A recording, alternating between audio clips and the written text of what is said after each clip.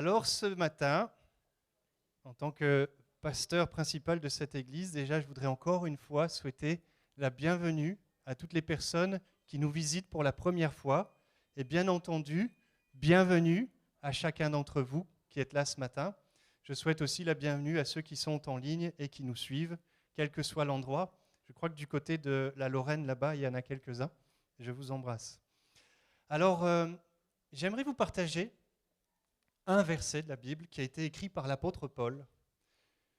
Paul a écrit plusieurs lettres et une de ces lettres, il l'a écrite aux Corinthiens. On ne va pas faire trop de géographie là ce matin, mais j'aimerais qu'on puisse prendre pour base de méditation ce matin, de réflexion, ce verset qui se trouve dans le chapitre 1er, versets 27 à 28. On va peut-être afficher le titre avant de cette méditation. Des choses folles, faibles, méprisées et pourtant choisies par Dieu. On peut rentrer dans ce verset, c'est deux versets. Alors, ce n'est pas la bonne référence, je suis désolé. C'est mon copier-coller qui n'est pas allé jusqu'à la référence. Donc, c'est bien dans 1 Corinthiens chapitre 1er, versets 27-28. Merci de corriger.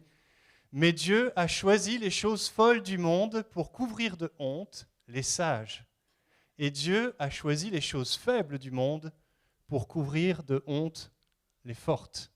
Dieu a choisi les choses basses et méprisées du monde, celles qui ne sont rien, pour réduire à néant celles qui sont. Alors c'est la période de Noël, on l'a bien compris, on est habitué en cette période à entendre les différents récits de la naissance de Jésus, la nativité. Et on accorde généralement peu d'attention, je trouve, au premier élément qui est mentionné par Matthieu, le rédacteur du premier évangile. Et cet élément, c'est non pas quand il y a l'ange qui vient voir Marie, d'ailleurs ça c'est dans Luc, c'est aussi dans Matthieu, mais le premier élément, c'est pas ça. Est-ce que vous savez quel est le premier élément que Matthieu mentionne par rapport à la venue de Jésus ? Ce qui était cette semaine, vous le savez, hein, la généalogie de Jésus. Voilà le premier élément que Matthieu, l'évangéliste Matthieu, a décidé de mentionner par rapport à la naissance de Jésus. Et effectivement, on va voir que cette généalogie, c'est une folle généalogie de Jésus. On ne va pas la lire en entier, mais j'ai voulu qu'elle s'affiche en partie. Voilà, on peut l'afficher. Donc vous allez vous remarquer, si vous l'avez déjà lu, vous l'avez remarqué, hein, que c'est très très répétitif. C'est pour ça d'ailleurs que parfois on lit les 3 premières lignes et puis après qu'est-ce qu'on fait ? On va à la dernière. Parce que c'est vrai, hein, généalogie de Jésus-Christ, fils de David, fils d'Abraham. Alors ça commence. Abraham engendra Isaac. Isaac engendra Jacob. Jacob engendra Judas et ses frères. Judas engendra de Tamar, Pharès et Zara. Pharès engendra Esrom. Esrom engendra... Et on a l'impression que c'est répétitif. Et pourtant, dans cette généalogie, il y a quelque chose que Matthieu prend le soin de nommer spécifiquement. Alors ceux qui étaient dans le groupe de maison, ne vendez pas la mèche. Regardez, en général, c'est le papa qui est mentionné, sauf dans certains cas, on a mentionné l'heureux papa, mais on a aussi mentionné la mère, la maman. Et la première qui est mentionnée dans cette généalogie, ici, eh bien, c'est Judas engendra, alors Pharès et Zara, de quelle maman ? De Tamar. Tamar. Ceux qui ont lu la Bible connaissent son histoire. Alors déjà, c'est une femme non juive. Souvenez-vous que Jésus est juif. Hein, il naît au sein du judaïsme. Il fait partie des Israélites, comme on dit, hein, et il est né juif, tout à fait. Il est né juif, c'est juste. Souvent, on l'associe au christianisme, on a raison, mais n'oublions pas que Jésus est né juif. Alors, on aurait pu penser que dans sa généalogie, surtout, on sait que les juifs sont très attachés au sang. Eh bien, dans la généalogie du juif Jésus, on trouve une non-juive, Tamar. Et elle a une histoire très particulière, Tamar, parce qu'elle s'est faite passer pour une prostituée. Donc déjà ça, voilà, ce n'est pas toujours les choses les plus glorieuses qui soient. Elle s'est faite passer pour une prostituée pour coucher avec son beau-père, qui s'appelait Judas. parce que Judas n'avait pas accompli ses responsabilités de beau-père envers elle suite au décès de ses 2 premiers maris. Alors, je ne vous raconte pas pourquoi ça fonctionnait comme ça à l'époque, mais on constate juste que c'est une histoire de famille très compliquée. Vous êtes d'accord? Et pourtant, Tamar est mentionnée spécifiquement dans la généalogie de Jésus. Deuxième maman qui est mentionnée, Salmon engendra Boaz de Rahab. Là encore, les habitués de la Bible ont tout de suite un mot qui leur vient en tête, c'est celui de à Jéricho. Quelle était son occupation? Oui, allez-y. Prostituée, tout à fait.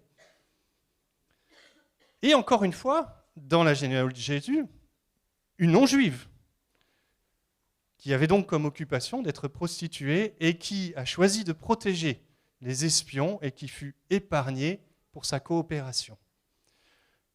Continuons un petit peu à voir les autres mamans qui sont mentionnées. Le roi David engendra Salomon de la femme d'Uri. Les spécialistes de la Bible, vous connaissez son prénom, c'est Bathsheba. Bathsheba qui se baignait nue à la vue de spectateurs potentiels, dont le roi David, et qui a commis l'adultère avec ce dernier. Encore une fois, Matthieu choisit de mentionner ce prénom. Matthieu aurait pu passer sous silence ces femmes à cause de leur passé. On est bien d'accord. Il y a d'autres mères dans la généalogie de Jésus. On est d'accord, il y en a plein d'autres. Mais Matthieu, poussé par le Saint-Esprit, choisit de mettre en évidence ces mamans-là. Pour nous montrer que si Jésus avait de toute façon dû naître dans une lignée parfaite, il n'y aurait pas eu de premier de Noël. Il n'y aurait pas eu de premier Noël si Jésus avait dû trouver la famille parfaite pour naître. Jésus a choisi la folie de la naissance au sein d'une lignée bien imparfaite pour mettre en œuvre son plan de salut pour l'humanité. Désormais, ces 3 noms ne seront plus rattachés seulement à leur passé compliqué, mais comme faisant partie du plan de salut de Dieu pour l'humanité. Rien moins que ça. Est-ce que ça n'est pas glorieux de faire partie du plan de salut de l'humanité? Et leur nom est désormais rattaché au plus glorieux nom qui soit, à la lignée du roi des rois, du prince de la paix, du saint et du juste, Jésus-Christ. Mes amis, Dieu veut faire de même avec nous, en nous donnant une nouvelle identité en Jésus-Christ. Une nouvelle identité qui n'est plus basée sur notre passé ou nos imperfections, mais sur la perfection et la sainteté de Jésus-Christ. Amen. Alors Matthieu mentionne encore une autre maman, c'est Ruth. Voilà, elle va apparaître, voilà. Boaz engendra Obed de Ruth. C'est aussi une non-juive, figurez-vous, une descendante d'une relation incestueuse entre un père et ses filles. Lisez l'histoire, vous le trouverez facilement. Une vie compliquée de par son héritage familial, mais une vie compliquée aussi parce qu'elle s'est retrouvée très jeune, veuve, privée de son mari. Et quand elle va se remarier, tenez-vous bien, elle va se remarier avec le fils de Rahab, la prostituée. Encore une fois, peut-être un héritage familial compliqué. Alors Matthieu mentionne une dernière mère, forcément, c'est Marie, de laquelle est né Jésus, qui est appelé le Christ.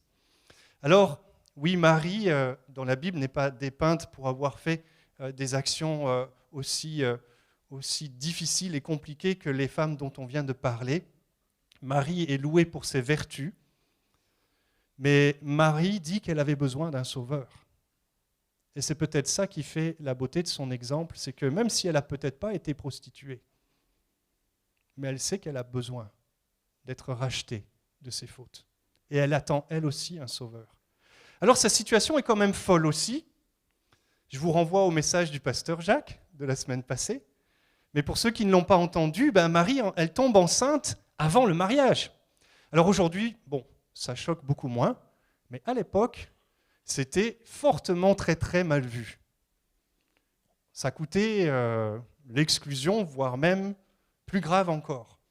Marie est enceinte avant le mariage, alors on le sait, pas par légèreté ou par inconduite sexuelle, mais ça reste malgré tout une situation embarrassante et humiliante en termes de réputation. Malgré cela, nous savons que de Marie, que toutes les générations diront d'elle qu'elle est bienheureuse, alors que son mariage a commencé dans des conditions très compliquées par rapport au regard des autres, et ce n'était certainement pas le mariage dont elle rêvait en tant que jeune fille. Elle a dû se marier dans la discrétion, avec un ventre qui commençait à s'arrondir, pas à cause d'une mauvaise conduite de sa part, comme on le disait, mais parce que, vous le savez, les gens jugent et condamnent sans savoir. C'est comme ça. Et puis, allez, son histoire elle était quand même un peu dure à croire. Hein. Je n'ai connu aucun homme. C'est facile pour nous de dire ça parce qu'on connaît l'histoire de Noël depuis des années, mais quand une femme arrive et dit « Non, moi j'ai connu aucun homme », bon, voilà, vous avez compris. Il y avait des sceptiques. J'aimerais vous dire que si vous accueillez Jésus, si vous acceptez de faire partie de cette grande pièce de théâtre de Dieu, même si votre réputation a été entachée alors que vous n'y étiez pour rien, même si vos rêves se sont effondrés dans le domaine de la vie affective ou dans un autre domaine de votre vie, même si sur la terre, peu diront de vous que vous êtes bien heureuse ou bien heureux, mais j'aimerais vous dire que si vous accueillez Jésus, dans le ciel, les anges vous diront bien heureuse, bien heureux.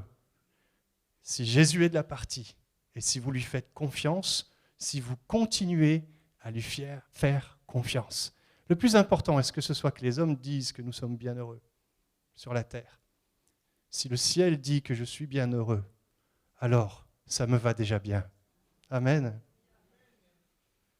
Alors on a parlé des mères, et puis j'en entends déjà dire, les féministes, ils n'ont pas encore sorti les drapeaux là. Et les hommes dans tout ça? Eh bien, les hommes ne sont pas en reste. Il y aurait beaucoup à dire sur Abraham, dépeint dans la Genèse avec ses forces, mais aussi avec ses faiblesses. Si, lisez la Genèse, Abraham n'a pas fait que de bonnes choses. Et puis, il y aurait beaucoup à dire aussi de Jacob. Et il y aurait beaucoup à dire de David et de Salomon. Les hommes ne sont pas en reste. En réalité, si on ouvre le livre de l'existence de chacun des noms cités, eh bien, il n'y aurait aucun sans faute dans tous ces noms-là, sauf le dernier, Jésus, qui est appelé le Christ.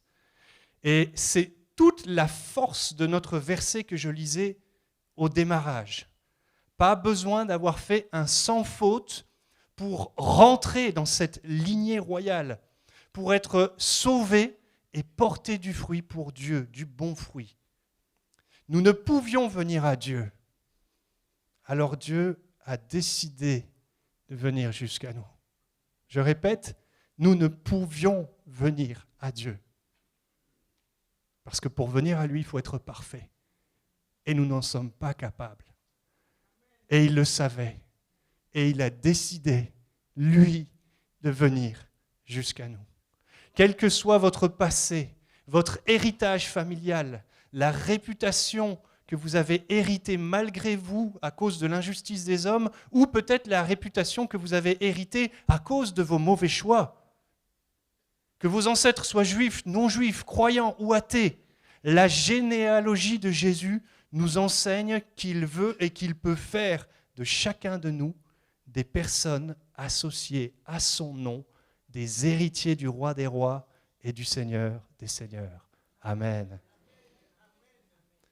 Alors regardons maintenant un autre élément qui démontre que Dieu choisit les choses folles, faibles, basses et méprisées. La folie de l'incarnation et de la croix. Alors le lieu, la crèche, nous vient certainement à l'esprit quand on parle de choses basses, méprisées, faibles. Oui, Jésus est né dans une crèche et c'est souvent la crèche, la modestie de la crèche, le faible prestige de la crèche qui attire notre regard. Mais il faut discerner dans la naissance de Jésus un autre élément qui est aussi fou, qui est aussi incroyable. C'est la folie de Dieu qui se fait homme, qui vient au monde, et en plus, comme chacun de nous est venu au monde. Jésus aurait pu être tout de suite un adulte, non ? Là, je pose la question aux théologiens. Est-ce que Jésus aurait pu tout de suite être un adulte ? C'est un débat, et ce n'est pas dans la Bible, donc chacun peut avoir son avis. Voilà, pour, contre. Moi, je pense que si tout est possible à Dieu, Dieu aurait pu naître tout de suite adulte. Mais il choisit de naître comment ? Comme un nourrisson. Il a pris le même chemin que vous et moi. Le chemin étroit. Il était étroit ce chemin. On ne s'en souvient plus, mais les mamans s'en souviennent qu'il était étroit ce chemin. Il a accepté de naître couvert de sang et de plein d'autres choses. Le Dieu créateur, le roi des rois. Il a accepté de souffrir les douleurs de l'accouchement. Il a accepté d'avoir besoin d'être porté par ses parents. Vous pensez que le nourrisson Jésus pouvait se mettre sur ses deux pieds et courir partout ? Non, ce n'est pas comme ça que ça s'est passé. Jésus s'est humilié au point d'avoir besoin d'être porté, d'avoir besoin d'être protégé, d'avoir besoin d'être nourri au sein par sa maman, les soins de son papa. Jésus s'est humilié au point d'avoir besoin d'être lavé et changé. Une chose folle, ne trouvez-vous pas ? Peut-il y avoir dans un nourrisson fragile et vulnérable plus qu'un simple être humain d'ailleurs ? Mettez-vous à la place de tous ceux qui ont vu ce nourrisson. Joseph et Marie, les bergers, les mages, Siméon et Anne, par la révélation de Dieu et les yeux de la foi qui travaillent toujours ensemble, ont pu cependant voir dans ce petit être le Messie promis qui devait libérer son peuple, le sauveur du monde, le prince de la paix. Mais pour ça, il fallait une révélation de Dieu et les yeux de la foi qui travaillent toujours ensemble. Et j'aimerais vous dire ce matin que si vous avez du mal à croire qu'un nourrisson puisse être Dieu fait homme, eh bien Dieu peut vous le révéler ce matin. Il veut vous le révéler. Et si vous sentez votre cœur qui bat, si vous sentez vos concepts être bousculés, c'est parce que Dieu est en train de se révéler à votre cœur, mais il faut l'autre part. Il faut vos yeux de la foi. Il faut faire confiance à ce que Dieu est en train de vous révéler. Oui, ce nourrisson est plus qu'un homme. Il est parfaitement un petit homme, mais il est plus qu'un homme. C'est le sauveur du monde. Reconnaître en cet être tellement humain le sauveur du monde n'a pas été une évidence d'ailleurs pour tous ses proches, ceux de son village qui l'ont vu grandir, qui l'ont vu après même devenir charpentier, comme n'importe quelle autre personne. Et ça peut être le cas encore aujourd'hui pour nous, bien des siècles plus tard, de trouver difficile de voir dans ce récit plus qu'un conte ou un mythe. L'historicité de Jésus est relativement bien acceptée aujourd'hui. Mais voir en lui plus qu'un homme charismatique peut-être, qui a marqué son temps, mais voir plus qu'un homme, ça peut être compliqué pour notre entendement. Je suis un ancien athée, et ça a été dur pour mon entendement. J'ai même envie de vous dire, c'était une folie. Pour moi, le Père Noël et la Nativité, c'était la même chose quand j'étais athée. C'est une belle histoire pour les enfants. Pourtant, on sait tous que le Père Noël, c'est un mythe. Et avec les yeux de la foi et la révélation, maintenant, je peux vous dire que si le Père Noël est un mythe, la naissance de Jésus est une réalité. Et Jésus est plus qu'un homme, il est Dieu fait homme. Je crois de toute façon qu'il est vain de chercher à se convaincre qu'il est raisonnable je reprends ma phrase, je crois qu'il est vain de chercher à se convaincre que c'est raisonnable, que c'est sage d'accepter ce récit de la nativité tel qu'il est décrit dans les évangiles. Ce n'est pas raisonnable, ce n'est pas sage, et c'est parce que Dieu a volontairement choisi de travailler avec des choses déraisonnables, folles et faibles. C'est son choix. Et si vous êtes prêts à accepter ce principe que des choses folles peuvent malgré tout être vraies, alors votre vie peut prendre une nouvelle direction. Si Dieu est Dieu, alors par définition, rien ne lui est impossible. C'est ça la définition de Dieu. Qu'un bébé soit conçu sans relation sexuelle, c'est impossible aux hommes, mais c'est possible à Dieu. Que ce bébé soit Dieu fait homme, c'est possible à Dieu. Et qu'il soit venu pour nous donner une nouvelle vie, une nouvelle identité et l'assurance de vivre éternellement, ça nous est impossible, mais c'est possible à Dieu. Qui n'a pas envie de ces choses? Qui n'a pas envie de certitude face à la mort? Qui n'a pas envie de pouvoir enfin changer de vie alors que tous les efforts qu'on a pu faire, humainement parlant, ont échoué? Qui ne peut pas avoir envie de ces choses? Il va nous falloir un petit peu de folie ce matin pour y arriver. Et c'est encore par une folie, une chose faible et méprisable, que Jésus nous a permis que nous ayons accès à tout ce que je viens de vous décrire. Et cette folie, cette chose faible et méprisable, c'est sa mort à la croix. Autant sa naissance est déraisonnable, le fait qu'il soit Dieu fait homme est déraisonnable, la croix aussi, comme moyen de salut, dans un premier temps, ça peut nous paraître déraisonnable et fou. Et d'ailleurs, l'apôtre Paul lui-même, encore une fois, ne manque pas de le dire. On peut mettre le verset. 1 Corinthiens, chapitre 1er. Or, Paul le savait, nous prêchons un Messie crucifié. Scandale pour les Juifs et folie pour les non-Juifs. Mais puissance de Dieu et sagesse de Dieu pour ceux qui sont appelés, qu'ils soient juifs ou non-juifs. En effet, la folie de Dieu est plus sage que les hommes et la faiblesse de Dieu est plus forte que les hommes. Si l'incarnation défie la raison, la croix peut nous indigner. C'est le traitement qu'on inflige aux meurtriers. Quelle mort indigne! Dieu a cependant choisi l'indignité de ce supplice pour restaurer notre dignité devant lui. Je répète, il a choisi la folie de l'indignité de ce supplice pour restaurer notre dignité devant lui. C'est tout ce que la bonne nouvelle, l'Évangile nous annonce. Au verset 18, il dira ceci, Paul, « Le message de la croix est une folie pour ceux qui ne le reçoivent pas et qui périssent. Mais pour nous qui sommes sauvés, il est la puissance de Dieu. » Si tu veux recevoir la révélation en activant tes yeux de la foi, eh bien, si tu crois, tu vas voir la puissance de Dieu manifestée dans ta vie. Et c'est la puissance de Dieu pour notre salut. Et pour Jésus, cette mort indigne et infâme a abouti à une gloire incomparable par la puissance de la résurrection. Venons à Jésus avec nos choses folles, faibles, basses et méprisées.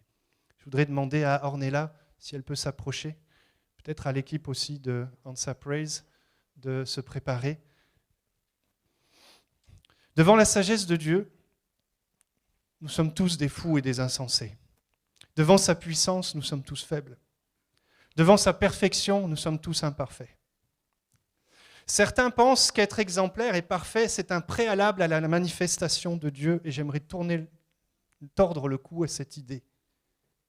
Je répète, certains pensent qu'être exemplaire et parfait, c'est un préalable à la manifestation de la gloire de Dieu. Alors bien sûr, nos efforts, en ce sens, ça réjouit le cœur de Dieu, d'essayer de faire le bien. Mais ça ne conditionne pas la manifestation de sa gloire. Nous l'avons vu dans la généalogie. Ce qui va déclencher la réponse glorieuse de Dieu dans notre vie, c'est l'humilité. C'est l'humilité qui précède la gloire, pas la perfection. C'est pour ça que chacun d'entre nous ce matin peut expérimenter la gloire de Dieu. Quel que soit notre passé, quelle que soit notre condition présente, ce matin, comme nous sommes venus dans ce lieu, peut-être chargés par de la culpabilité ou bien par de la souffrance tout simplement. Mais nous pouvons venir tels que nous sommes, humblement, comme Jésus est venu humblement, et nous attendre à lui. Dieu peut faire pousser sa semence dans un terreau stérile où rien n'a jamais poussé. Si rien de bon n'a jamais pris place dans votre vie, aujourd'hui cela peut changer. Osez placer votre confiance en Jésus. Alors ce matin, je ne vais pas vous proposer d'apporter de l'or, de l'encens, de la myrrhe à Jésus. Je vais vous proposer d'amener simplement votre vie telle qu'elle est, avec sa misère, sa faiblesse, sa folie, sa mauvaise réputation, si c'est le cas, son héritage lourd. Et Dieu va manifester sa gloire à partir de tout cela.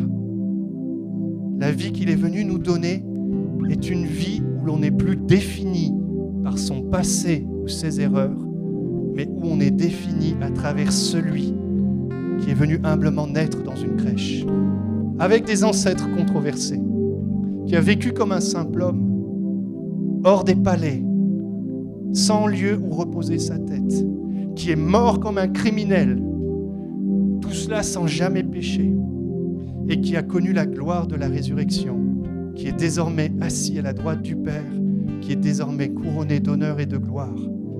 C'est ce Jésus qui veut transformer ta vie ce matin.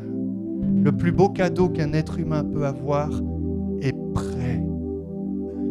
Nous n'avons plus qu'à ouvrir. Dieu l'a préparé par la folie de la naissance, de la mort et de la résurrection de Jésus. J'aimerais qu'on prenne un temps de prière. Seigneur, toi qui es à l'œuvre au milieu de nous ce matin, je crois que ces paroles, tu les avais préparées dans ton cœur pour ceux qui sont là et qui écoutent. Tu ne parles pas à ceux qui sont absents, mais tu penses et tu sais qui sera là. Et tu sais qui avait besoin d'entendre cette parole, qu'un nouveau départ est possible, qu'une restauration est possible, que porter du fruit est possible, qu'être libéré de son passé est possible. Je voudrais te prier, Seigneur, pour ceux qui ont du mal à croire. Tout comme quelqu'un un jour a prié quand moi j'étais endurci et que j'avais du mal à croire. Viens te révéler au cœur, très cartésien, très rationnel. Viens leur montrer que cette histoire est véritable et authentique. Que cette folie, si nous voulons la recevoir, elle devient puissance dans nos vies. Elle devient puissance dans nos vies. Pour nous réparer, pour nous guérir, pour nous laver nos fautes, pour nous donner l'accès au ciel et à l'éternité, pour amener la réconciliation là où il y a la division, pour amener le pardon là où il y a les tensions. Oui, aide ceux qui ont du mal à croire ce matin. Et je t'apporte aussi tous ceux qui font le pas de croire et qui disent maintenant, Seigneur, viens dans ma vie, je t'accueille. Je veux rentrer dans cette lignée. Je veux être fils, fille du roi. Je veux te prier pour ceux qui font cette prière intérieure et qui demandent ton secours ce matin. Seigneur, je crois de tout mon cœur que ce que nous avons lu est vrai. La puissance de Dieu est là. Et nous allons bientôt entendre des témoignages de ce que tu auras accompli dans les cœurs. Merci Seigneur pour ce merveilleux cadeau. Merci pour ce Noël fou, insensé, méprisable, mais puissance de Dieu pour chacun d'entre nous.